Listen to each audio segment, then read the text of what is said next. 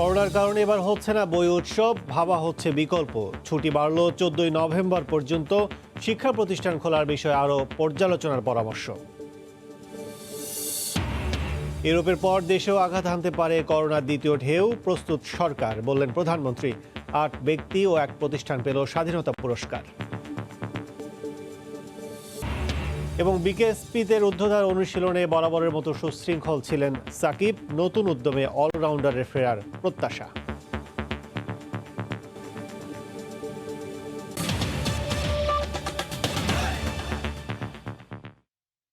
দেখছিলেন শিরোনাম, প্রবাসের সময় সঙ্গে আছে আমি কাজল আব্দুল্লাহ। বরিশাল শেরেবাংলা মেডিকেল কলেজে রাত 12টা থেকে জরুরি বিভাগের ফটকে তালা দিয়েছে ইন্টার্ন চিকিৎসকরা। এই মুহূর্তে সেখানে আছেন রিপোর্টার ফিরদৌস সোহাগ। সরাসরি চলে যাচ্ছি তার কাছে। সোহাগ। কাজল, আপনাকে ধন্যবাদ। কোনো রকমের পূর্ব ঘোষণা ছাড়াই রাত ঠিক 12টা 1 মিনিট থেকেই বরিশাল শেরেবাংলা মেডিকেল কলেজ হাসপাতালে শুরু হয়েছে ইন্টার্ন চিকিৎসকদের ধর্মঘট। ধর্মঘটকালে তারা কিন্তু শেরেবাংলা মেডিকেল কলেজ হাসপাতালের যে প্রধান গেটটি আছে, ইমার্জেন্সি গেট যেটিকে বলা হয়, সেটি কিন্তু বন্ধ করে দিয়েছেন। তারা এই মুহূর্তে আন্দোলন করছেন। আমরা যেটা দেখতে পাচ্ছি যে সেই আন্দোলনে কিন্তু তারা স্লোগান দিচ্ছেন। আমরা জানতে চেয়েছিলাম কী কারণে তাদের এই আন্দোলন। তারা যে তথ্যটি আমাদেরকে জানিয়েছেন সেটি হচ্ছে শেরেবাংলা মেডিকেল কলেজ হাসপাতালের যে মেডিসিন ইউনিট 4 রয়েছে, তার সহকারী রেজিস্ট্রার ডাক্তার মাসুদ খান, সেই মাসুদ খানের বিভিন্ন অনিয়ম এবং দুর্নীতি, অর্থাৎ মেডিকেল কলেজের সামনের যে ডায়াগনস্টিক সেন্টারগুলো রয়েছে সেখান থেকে তিনি কমিশন বাণিজ্যের সাথে জড়িত এমন অভিযোগ এনে তারা তার বিচারের দাবিতে এই আন্দোলন চালাচ্ছেন। একটু জানিয়ে রাখি যে যারা এখানকার শেরেবাংলা মেডিকেল কলেজ হাসপাতালের যে ধর্মঘটি যারা ইন্টার্ন চিকিৎসক রয়েছেন, তারা যে তথ্যটি আমাদেরকে জানিয়েছেন, তারা দাবি করেছেন যে বরিশাল শেরেবাংলা মেডিকেল কলেজ হাসপাতালের পরিচালকের কাছে এই বিষয়টি নিয়ে তারা বিচারে গিয়েছিলেন এবং ছাত্রলীগের নাম ভাঙিয়েও টাকা নেওয়া হয়েছে, এমনটি তারা দাবি করেছেন। এবং তারা বলেছেন যে তারা বিচার না পেয়ে কিন্তু আজকে হঠাৎ করে এই আন্দোলনে গেছেন। আর এই আন্দোলনে যাওয়ার কারণে, এই ধর্মঘট যাওয়ার কারণে কিন্তু বিপাকে পড়েছেন এখানকার রোগী ও তাদের স্বজনরা। আমরা বেশ কয়েকজন রোগী এবং স্বজনের সাথে কথা বলেছি। তারা আমাদেরকে বলেছেন যে হঠাৎ করে তারা যে তাদের ঔষধপত্র অথবা কোনো কিছু কিনতে যারা বাইরে গিয়েছিলেন তারা কিন্তু ঢুকতে পারেননি, তাদেরকে ঢুকতে দেওয়া হয়নি। এবং আমরা দেখেছি একটি শিশু, নবজাতক শিশুকে নিয়ে আসা হয়েছিল, তারা আকুতি জানিয়েছিল যে তাদেরকে যেন ঢুকতে দেওয়া হয়। এছাড়া বিভিন্ন রোগী বিভিন্ন জায়গা থেকে, বরিশাল সহ বরিশালের যতগুলো বিভাগ আছে সব জায়গা থেকে যারা জরুরি রোগী তাদেরকে আনা হয়েছিল এবং তাদেরকে ঢুকতে দেওয়া হয়নি। এবং তারা বলেছেন যে যদি কোনো রোগী সংকটাপন্ন অবস্থায় পড়ে তখন তাদের কি হবে। তো এই প্রশ্নের কোনো জবাব পাওয়া যায়নি। আমরা কথা বলেছিলাম ইন্টার্ন চিকিৎসক পরিষদের এখানকার যিনি সভাপতি সজল পান্ডে ইন্টার্ন চিকিৎসক, এবং তরিকুল ইসলাম ডক্টর ইন্টার্ন চিকিৎসকদের যিনি সাধারণ সম্পাদক, তার সাথে কথা বলেছিলাম। তারা জানিয়েছেন যে দাবি আদায় না হওয়া পর্যন্ত তারা এই আন্দোলন চালিয়ে যাবেন। এবং আমরা দেখাবার চেষ্টা করছি তারা কিন্তু এখন স্লোগান দিচ্ছেন এবং তারা আন্দোলন চালিয়ে যাচ্ছেন। এবং এই আন্দোলনের যে শেষটা কোথায় সেটা এই মুহূর্তে তারা বলতে পারছেন না। তবে তারা দাবি করেছেন যে যতক্ষণ না পর্যন্ত তাদের দাবি মানা হবে, না মানা হচ্ছে, ততক্ষণ পর্যন্ত তারা আন্দোলন চালিয়ে যাবেন, এমনটি তারা দাবি করেছেন। একটু আমরা দেখাবার চেষ্টা করছি যে ইমার্জেন্সি গেটে তালা দেওয়ার কারণে কিন্তু এখানকার যে পুরো কার্যক্রম অচল হয়ে পড়েছে এবং রোগীরা কিন্তু চিকিৎসা সুবিধা থেকে বঞ্চিত হচ্ছেন। আসলে প্রকৃতপক্ষে একটু যেটা দেখা যায় সাধারণত যে শেরেবাংলা মেডিকেল কলেজ হাসপাতালের এই ইন্টার্ন চিকিৎসকরাই কিন্তু মূলত চিকিৎসা দিয়ে থাকেন। অন্য যারা সিনিয়র চিকিৎসক রয়েছেন রাতের বেলা সাধারণত কিন্তু তাদেরকে খুব জরুরি প্রয়োজন ছাড়া পাওয়া যায় না। তবে ইন্টার্ন চিকিৎসকরাই কিন্তু রোগীদেরকে জরুরি প্রয়োজনে কিন্তু চিকিৎসা দিয়ে থাকেন। সেই ইন্টার্ন চিকিৎসকরাই ধর্মঘটে যাওয়ার কারণে আসলে কিন্তু রোগী ও স্বজনরা কিন্তু একেবারে বিপাকে পড়েছেন। ধর্মঘট শুরু হয়েছে 1 ঘন্টা থেকে 1 ঘন্টা 5 মিনিট বা 10 মিনিটের মতো হয়েছে সর্বোচ্চ। এতেই কিন্তু এখানকার যে পরিস্থিতি তৈরি হয়েছে তাতে আমরা যেটা দেখতে পেয়েছি যে একেবারেই সমস্যা তৈরি হয়েছে এবং এই সমস্যার কারণে কিন্তু ভুগছেন সাধারণ মানুষ। একটু জানিয়ে রাখি, আমরা এখানে কিন্তু এই মুহূর্তে প্রশাসনের কাউকে আমরা দেখিনি এবং প্রশাসনের পক্ষ থেকে পুলিশ প্রশাসন রয়েছে, কিন্তু তারা কিন্তু ইন্টার্ন চিকিৎসকদের ধর্মঘট বিষয়ে তারা কোনো কথা বলতে যায়নি। তারা শুধু আইন শৃঙ্খলা রক্ষার জন্যই এখানে অবস্থান করছেন। তবে শেরেবাংলা মেডিকেল কলেজ হাসপাতালের যে প্রশাসন কনফার্মেশন রয়েছে তাদের কাউকে এখন পর্যন্ত আমরা দেখিনি। তো এই ছিল মোটামুটি বরিশাল শেরেবাংলা মেডিকেল কলেজ হাসপাতালের যে ইন্টার্ন চিকিৎসকরা যে ধর্মঘট ডেকেছে তার সর্বশেষ তথ্য। বরিশাল শেরেবাংলা মেডিকেল কলেজ, সেখানে ধর্মঘটের সবশেষ অবস্থায় জানাচ্ছিলেন সহকর্মী ফেরদৌস হক। করোনার কারণে এবারে হচ্ছে না বই উৎসব, তবে সঠিক সময়ে শিক্ষার্থীদের হাতে বই পৌঁছে দিতে চলছে বিকল্প ভাবনা। শিক্ষা প্রতিষ্ঠানের ছুটি 15 দিন বাড়িয়ে আগামী 14 নভেম্বর পর্যন্ত করা হয়েছে। বৃহস্পতিবার দুপুরে শিক্ষামন্ত্রী ডাক্তার দীপু মনি ভার্চুয়াল ব্রিফিংয়ে বলেন, জাতীয় বিশ্ববিদ্যালয়ের বাকি পরীক্ষাগুলো নেয়ারও পরিকল্পনা চলছে। বছরের শুরুতে এমনই জাঁকজমকপূর্ণ আয়োজনে একযোগে সারা দেশের শিক্ষার্থীদের হাতে নতুন বই তুলে দেওয়া হচ্ছে বেশ কয়েক বছর ধরে। বই উৎসব ঘিরে শিক্ষার্থীদের মাঝে তাই উৎসাহ উদ্দীপনা থাকে তুঙ্গে। করোনা সংক্রমণের ঝুঁকি এড়াতে গত মার্চ মাস থেকে বন্ধ রয়েছে দেশের সব শিক্ষা প্রতিষ্ঠান। অনলাইনে পাঠদান চললেও একে একে বন্ধ করা হয় পিএসসি, জেএসসি এবং সবশেষ এইচএসসি পরীক্ষা। মাধ্যমিক পর্যায় পর্যন্ত নেওয়া হয় অটোপাসের সিদ্ধান্ত। এ অবস্থায় এবারের বই উৎসব নিয়ে তৈরি হয় সংশয়। বৃহস্পতিবার দুপুরে ভার্চুয়াল ব্রিফিংয়ে এসে শিক্ষামন্ত্রী পরিষ্কার করলেন বিষয়টি। গেল বছরগুলোর মতো এবার বই উৎসব হচ্ছে না জানিয়ে ডাক্তার দীপুমনি বলেন, বিকল্প উপায়ে শিক্ষার্থীদের হাতে বই পৌঁছে দেওয়া হবে। বই আমাদের তৈরি হয়ে যাবে, তৈরি থাকবে ইনশাআল্লাহ।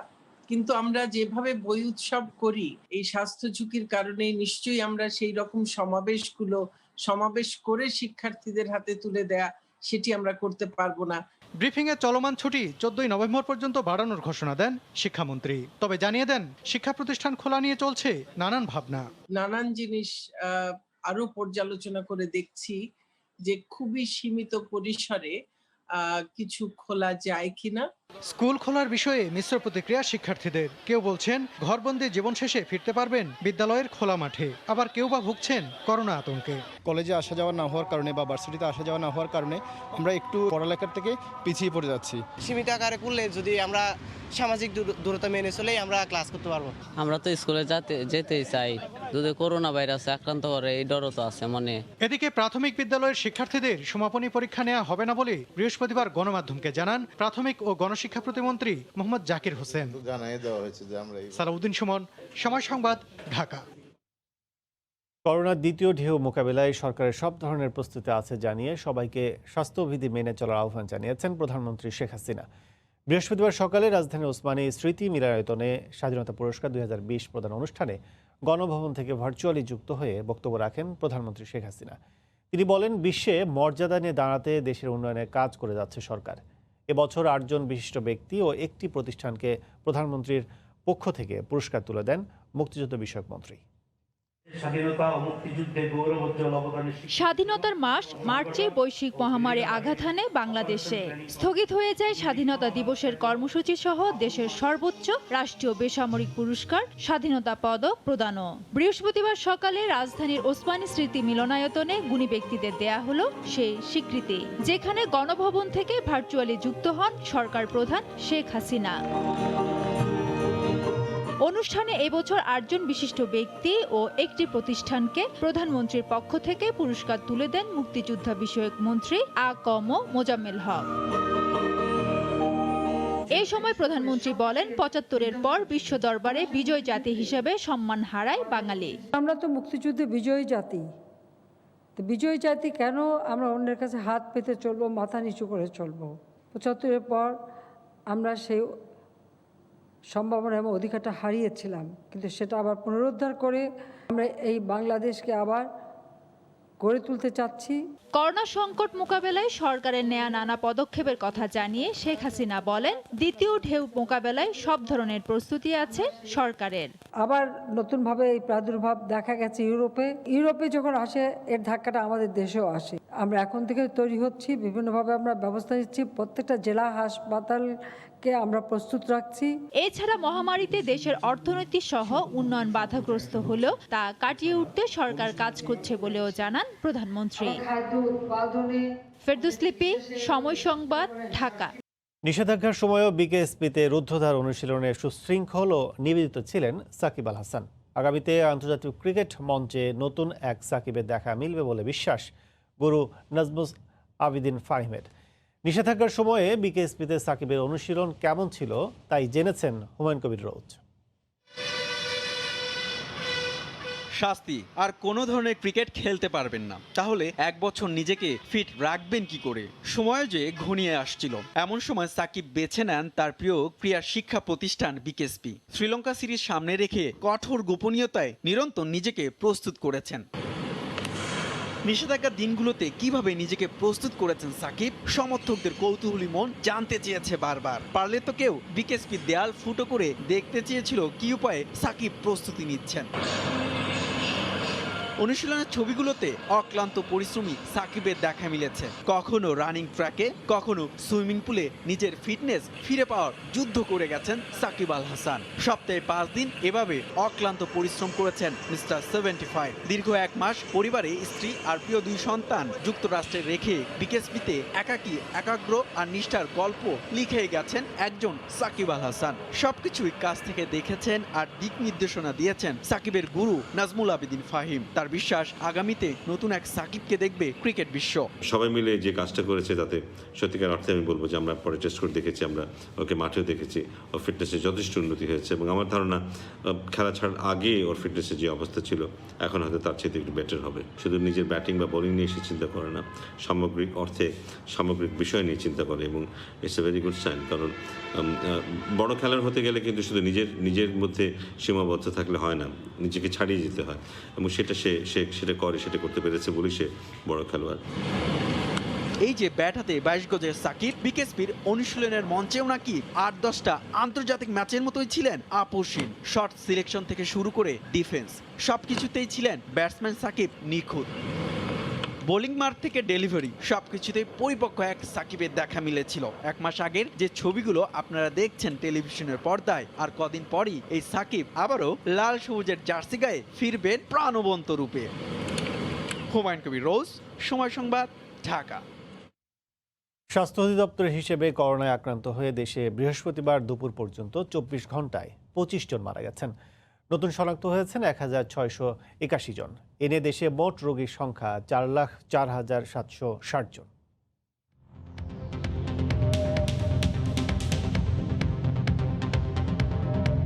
দেশে একদিনের নমুনা পরীক্ষা করা হয়েছে 14,268 জনের। এ পর্যন্ত মোট নমুনা পরীক্ষা হয়েছে 23,10,589 জনের। 24 ঘন্টায় নতুন শনাক্ত হয়েছেন 1,681 জন। এ নিয়ে দেশে মোট রোগীর সংখ্যা 4,04,760 জন। 24 ঘন্টায় মারা গেলেন 25 জন। এ পর্যন্ত করোনা আক্রান্ত হয়ে মারা গেলেন 5,886 জন।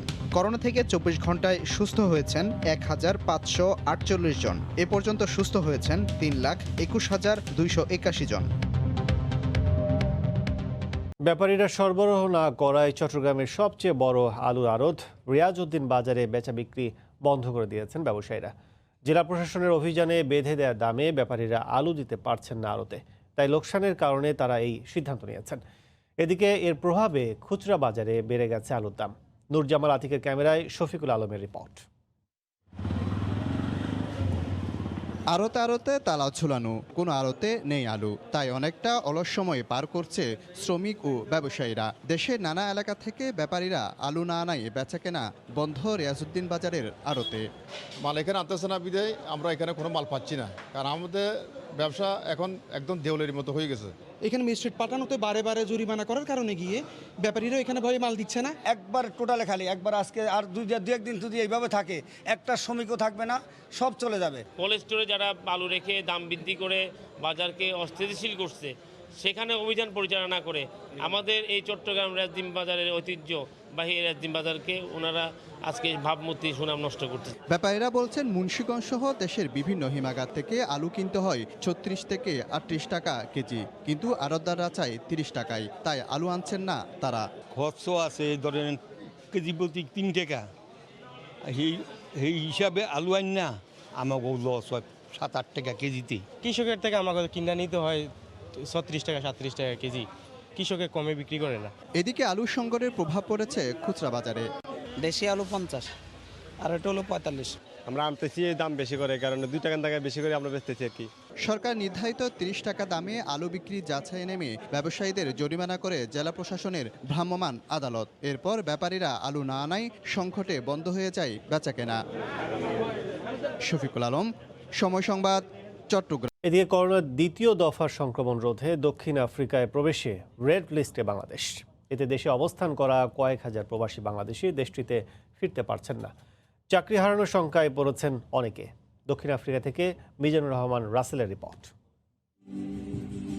করোনার দ্বিতীয় দফা সংক্রমণ ঠেকাতে প্রবাসী বাংলাদেশিদের প্রবেশে নিষেধাজ্ঞা দিয়েছে দক্ষিণ আফ্রিকা সরকার।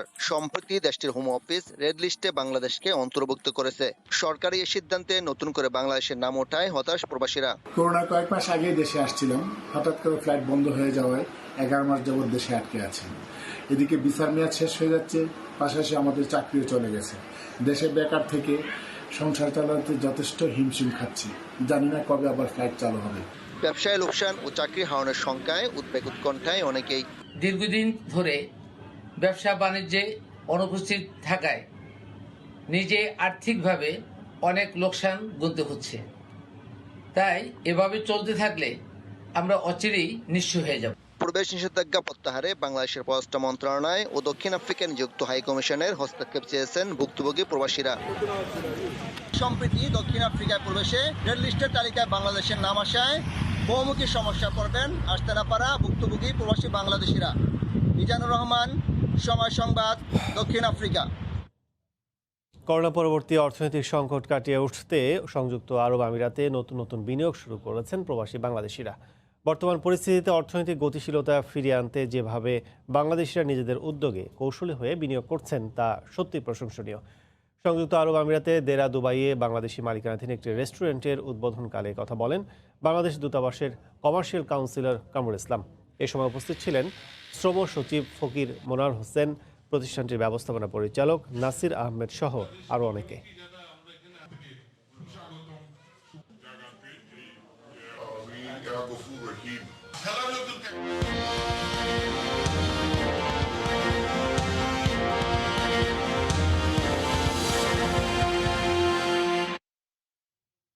ডোনাল্ড ট্রাম্পের পর এবার মার্কিন নির্বাচনে নিজের ভোট দিলেন ডেমোক্র্যাট দলীয় প্রেসিডেন্ট প্রার্থী জো বাইডেন। পরে সাংবাদিকদের সঙ্গে আলাপকে বর্ণবাদ ইস্যু ও করোনা নিয়ে ট্রাম্পের কড়া সমালোচনা করেন তিনি। এদিকে পেনসিলভেনিয়ায় অঙ্গরাজ্যের ফিলাডেলফিয়ায় পুলিশের গুলিতে আবারও কৃষ্ণাঙ্গ নিহতের ঘটনায় সহিংসতার জন্য স্থানীয় ডেমোক্র্যাট দলীয় মেয়র জিম কেনেকে দায়ী করেছেন president Donald Trump. New York থেকে জানাচ্ছেন হাসানুজ্জামান সাকি। যুক্তরাষ্ট্রের প্রেসিডেন্ট নির্বাচনে আগাম ভোটে শরিক হলেন জো বাইডেন ও তার স্ত্রী জিল বাইডেন। এরপর তিনি ফিলাডেলফিয়ায় পুলিশের গুলিতে কৃষ্ণাঙ্গ নিহতের ঘটনার ব্যাপক নিন্দা জানান। ডেমোক্র্যাট এই প্রার্থী সাংবাদিকদের কাছে আবারও ট্রাম্পের কড়া সমালোচনা করে বলেন, প্রেসিডেন্টের খামখেয়ালিপনার কারণেই যুক্তরাষ্ট্রে করোনা পরিস্থিতি ভয়াবহ হয়ে উঠেছে। We've lost more than 220,000 lives of this virus already. But this administration has just given up. তবে প্রেসিডেন্ট ডোনাল্ড ট্রাম্প ফিলাডেলফিয়ায় সহিংসতার দায় চাপান স্থানীয় মেয়রের উপর। বুধবার ঝুলন্ত অঙ্গরাজ্য অ্যারিজোনায় এবং নেভাদার লাস ভেগাসে নির্বাচনী সমাবেশে বক্তব্য রাখতে গিয়ে বাইডেনকে ইতিহাসের সবচেয়ে বাজে প্রেসিডেন্ট প্রার্থী বলে উল্লেখ করেন Trump. He is the worst candidate ever to run in the history of a presidential election. He is the worst. That's why there's tremendous pressure on me. I wish he was a good candidate. At least if you lost, you could say, hey, you lost to a good candidate. যুক্তরাষ্ট্রে নির্বাচনের বাকি আর মাত্র 5 দিন। প্রায় 8 কোটি voter এরই মধ্যে আগাম ভোট দিয়েছেন। জরিপে কিন্তু এগিয়ে আছে বাইডেন। সবকিছু মিলিয়ে একটি টান উত্তেজনা। সর্বশেষ রেজাল্ট কি তার জন্য আমাদের নভেম্বরের 3 তারিখ পর্যন্ত অপেক্ষা করতেই হচ্ছে। হাসানুজ্জামান সাকি, সময় সংবাদ, নিউ ইয়র্ক। যুক্তরাষ্ট্রে জনগণের সংখ্যাগরিষ্ঠতা পেলেই প্রেসিডেন্ট নির্বাচিত হওয়া যায় না। নির্ভর করতে হয় 538 ইলেকটোরাল ভোটের ওপর। সেখানে জয় পরাজয়ের হিসেব হয়। পাশাপাশি মার্কিন সিনেট ও প্রতিনিধি পরিষদের নির্বাচনও বেশ গুরুত্বপূর্ণ এবার। যুক্তরাষ্ট্রের ক্যালিফোর্নিয়া থেকে লস্কর আল মামুনের রিপোর্ট। যুক্তরাষ্ট্রে জনগণের সর্বাধিক ভোট পেলে প্রেসিডেন্ট নির্বাচিত হওয়ার নিশ্চয়তা নেই। মোট 538টি ইলেকটোরাল কলেজ ভোটের মধ্যে জিততে হলে প্রয়োজন ন্যূনতম 270টি ইলেকটোরাল ভোট। একটি অঙ্গরাজ্যে সবচেয়ে বেশি জনপ্রিয় ভোট যিনি পাবেন, সে রাজ্যের নির্ধারিত সব ইলেকটোরাল ভোট তার খাতায় জমা হবে। এ কারণে জনগণের মোট ভোটের হিসেবে এগিয়ে থেকেও কোনো প্রার্থী পর্যাপ্ত ইলেকটোরাল ভোট পেতে ব্যর্থ হলে প্রেসিডেন্ট নির্বাচিত হবেন না। এদিকে প্রেসিডেন্ট নির্বাচনের ডামাডোলে মার্কিন সিনেট ও প্রতিনিধি পরিষদের নির্বাচনের বিষয়টি অনেকটাই চাপা পড়ে যাচ্ছে। প্রেসিডেন্ট যিনিই হন না কেন, তার দল প্রতিনিধি পরিষদ ও সিনেটে সংখ্যাগরিষ্ঠ না হলে তিনি অনেক কিছুই করতে পারবেন না। মার্কিন কংগ্রেসের নিম্নকক্ষে প্রতিনিধি পরিষদ 435 ও উচ্চকক্ষে সিনেটে 100 আসন রয়েছে। এবছর প্রতিনিধি পরিষদের 435টির সবগুলো আসনে এবং সিনেটের 35টি আসনে নির্বাচন হচ্ছে। এবার যে সিনেট আসনগুলোর নির্বাচন হচ্ছে তার মধ্যে 23টিতেই রয়েছেন রিপাবলিকান সিনেটর আর 12টিতে রয়েছেন ডেমোক্র্যাটরা। সিনেটের ভোটে ডেমোক্র্যাটদের আসার সম্ভাবনা প্রবল। বর্তমানে সিনেটে রিপাবলিকানদের 53 আর ডেমোক্র্যাটদের আসন 47টি। ফলে রিপাবলিকানদের লক্ষ্য সিনেটের সংখ্যাগরিষ্ঠতা ধরে রাখা, আর ডেমোক্র্যাটরা চাইছেন নতুন করে সংখ্যাগরিষ্ঠতা অর্জন করতে। অবশ্য বাইডেন প্রেসিডেন্ট হলে 3টি রিপাবলিকান আসনে জয় পেলেই ভাইস প্রেসিডেন্টের ট্রাইবেকার ক্ষমতার বদৌলতে সংখ্যাগরিষ্ঠতা পেয়ে যাবে ডেমোক্র্যাটরা। অন্যদিকে রিপাবলিকানদের কোনো আসন হারালে চলবে না। অঙ্গরাজ্য ক্যালিফোর্নিয়ার ইলেকট্রাল কলেজ সংখ্যা 55টি। যিনি এই রাজ্য জয় করবেন তিনিই সবকটি ইলেকট্রাল কলেজ ভোট পাবেন। যুক্তরাষ্ট্রের প্রেসিডেন্ট হতে হলে জয় করতে হবে রাজ্য, জয় করতে হবে electoral college vote. Laskar Al Mamun, সময় সংবাদ, হলিউড, যুক্তরাষ্ট্র। স্প্যানিশ ও গ্যালিয়নদের ডক হিসেবে নয়, মধ্যযুগে ইউরোপের দেশ থেকে পণ্যবাহী জাহাজ ভিড় করত স্প্যানিশ আর্চে। ইউরোপের ব্যবসা বাণিজ্যের এই ঘাঁটি পরিদর্শনে এসেছিলেন আমেরিকার আবিষ্কারক ক্রিস্টোফার কলম্বাসও। 820 বছরের পুরনো আয়ারল্যান্ডের ঐতিহাসিক স্থানটির আদ্যপান্ত জানাচ্ছেন সহকর্মী সৈয়দ জুয়েল। সানান আন ভাল্লা নামেই পরিচিত ছিল এই স্প্যানিশ আর্চ। 1584 সালে স্প্যানিশ আর্চ নির্মিত হলেও এটি দ্বাদশ শতাব্দীতে নরম্যান বিল শহরের প্রাচীরের একটি সম্প্রসারণ, যেটি প্রসারিত ছিল মার্টিন টাওয়ার থেকে নদীর তীর পর্যন্ত। তৎকালীন সময়ে স্প্যানিশ ও গ্যালিয়নদের সঙ্গে ব্যবসা বাণিজ্যের ডক হিসেবে ব্যবহার হতো এটি। মধ্যযুগে ইউরোপের দেশগুলো থেকে অনেক পণ্যবাহী জাহাজও ভিড় করতে এখানে। Galway is a very historic city. Lots of tourists come to visit the Spanish Arch and other parts of Galway. 1477 সালে আমেরিকা আবিষ্কারের নায়ক ক্রিস্টোফার কলম্বাসও পরিদর্শনে এসেছিলেন এই স্প্যানিশ আর্চে। ইতিহাস সমৃদ্ধ স্থানটি 1955 সালে সুনামিতে অনেকটা অংশ ধ্বংস হয়ে যায়। 1800 শতাব্দীতে আইয়ার পরিবার লং ওয়াকের সঙ্গে অনেকটা অংশ যুক্ত করে এর পরিধি বাড়িয়েছিলেন। আয়ারল্যান্ডের পর্যটন এলাকা গলওয়ের এই স্প্যানিশ আর্চে যারা ভ্রমণে আসেন, 820 বছর পুরনো এই ইতিহাস ও সংস্কৃতির কথা স্মরণে নস্টালজিকায় ডুবে যান ভ্রমণ প্রেমীরা। আয়ারল্যান্ডের স্প্যানিশ আর্চ থেকে সৈয়দ জুয়েল, সময় সংবাদ। এ পর্যায়ে শীর্ষ সংবাদ জানিয়ে দিচ্ছি আরেকবার।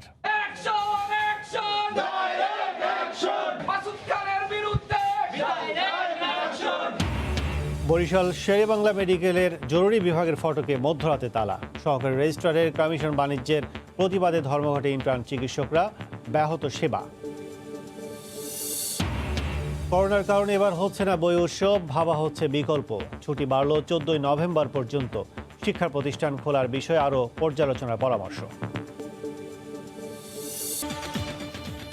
এই ছিল প্রবাসী সময়, সঙ্গে থাকুন সময়ে।